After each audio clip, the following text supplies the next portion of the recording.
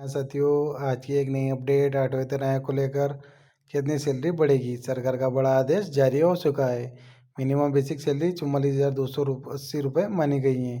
तो इस जानकारी को अपन विस्तार से जानेंगे। लेवल 1 से लगाकर लेवल 9 तक की पूरी सारणी विस्तार से जानेंगे ताकि पूरी जानकारी आपको समझ में आ सके। तो जानने से पहले आप हमारे चैनल पर नए हो तो प्लीज़ चैनल को सब्सक्राइब जरूर कर लेना ताकि शिक्षा जुड़ी कर्मचारियों से जुड़ी सारी जानकारी आपको इसी चैनल के माध्यम से मिलती रहेगी। 1 जनवरी से 8 वेतन आयोग और डीए में वृद्धि से सैलरी 3 गुना तक बढ़ेगी। नई लिस्ट देके डीआई 8वें कमीशन को लेकर बड़ी अपडेट सामने आई हैं। केंद्र सरकार के कर्मचारियों और पेंशन पाने वाले के लिए साल 2026 अच्छी खबर लेकर आ सकता है। कहा जा रहा है कि 1 जनवरी 2026 से महंगाई भत्ता बढ़ सकता है। साथ ही 8वें वेतन आयोग को लेकर भी चर्चा तेज हो गई है। आज के समय में महंगाई काफ़ी बढ़ गई है। ऐसे में कर्मचारी चाहते हैं कि उनकी सैलरी और भत्तों में बढ़ोतरी हो ताकि घर का खर्च आसानी से चल सके। हाल के संकेतों से लगता है कि आने वाले समय में सैलरी पर अच्छा असर पड़ सकता है। महंगाई भत्ता क्या होता है और क्यों जरूरी है। महंगाई भत्ता, जिसे डीए भी कहा जाता है, सरकारी कर्मचारियों और पेंशन पाने वालों को दिया जाता है। इसका मकसद ये है कि बढ़ती महंगाई से लोगों को परेशानी ना हो। जब बाजार में चीज़ें महंगी होती हैं तो डीए बढ़ाकर सरकार कर्मचारियों की मदद करती है। डीए की गणना एक खास सूचकांक से की जाती है जो बताता है कि चीज़ों के दाम कितने बढ़े हैं। हाल के महीनों में महंगाई बढ़ी है, इसलिए डीए बढ़ने की उम्मीद की जा रही है। डीए बढ़ने से क्या फ़ायदा होगा?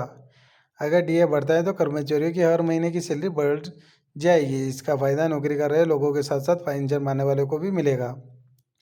बढ़ी हुई रकम से घर का किराया, राशन, बिजली का बिल, पानी और इलाज जैसे जरूरी खर्च पूरे करना आसान हो जाएगा। इस लोगों का जीवन थोड़ा सा आरामदायक बन सकेगा। 8वें वेतन आयोग को लेकर उम्मीदें।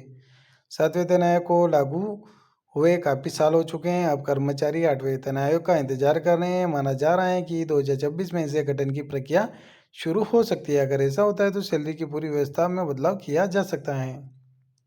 इसमें बेसिक सैलरी और दूसरे भत्तों को बढ़ाया जा सकता है। नई वेतन व्यवस्था से सैलरी में बढ़ोतरी। जानकारों का कहना है कि नई वेतन व्यवस्था आने से न्यूनतम बेसिक सैलरी में अच्छी बढ़ोतरी हो सकती है। इससे कुल सैलरी ज़्यादा मजबूत होगी। खासकर कम और मध्यम आय वाले कर्मचारियों को इसका ज़्यादा फायदा मिल सकता है। यह कदम लंबे समय से रुकी सैलरी बढ़ोतरी की मांग को पूरा करने में मदद करेगा।